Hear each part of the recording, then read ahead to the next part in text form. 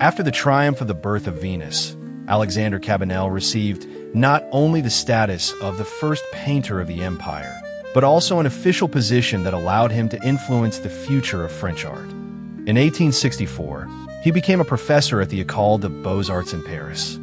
It was one of the most prestigious posts in the art world, and now he had the opportunity to shape the taste of an entire generation. His workshop became a real forge of talents, where hundreds of young artists studied. Céret Neef, Jules Bastien-Lepage, Henri Regnault, Paul-Albert Besnard, Eugene Carrière. They will later go in different ways. Someone will remain closer to the academic tradition, someone will become an innovator, but they all took out of the Cabanel school discipline and attention to the ideal of form.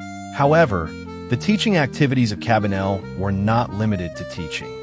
He was more than 17 times a member of the jury of the Paris Salon, the main exhibition of France. There he became one of the most influential arbiters of artistic life. And it was in this role that he was destined to go down in history not only as a master of the brush, but also as a symbol of academic art. In 1863, the decision of the jury, in which Cabanel also participated, to reject many works, among which were the canvases of Edouard Manet and other young artists, caused a real scandal. The public response was so strong that Emperor Napoleon III ordered a special exhibition, Salon de Refuses, Salon of the Rejected. It was there that Manet's Breakfast on the Grass was first shown, a picture that will become a symbol of the birth of modern art. Thus, Cabanel was in the center of the confrontation between the two worlds. On the one hand, he is an academician, true to the ideals of beauty, harmony, and ancient tradition. On the other, artists who sought to show modernity in all its truth, even if this truth seemed shocking. For Cabanel, this was a test. He remained faithful to his school, and at the same time his name became a symbol of resistance to new trends.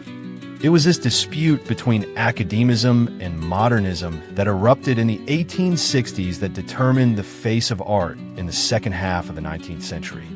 And although history later gave the palm to innovators, without Cabanel, it is impossible to understand why their victory was so significant. He was the force from which they repelled, and therein lies the paradox of his role.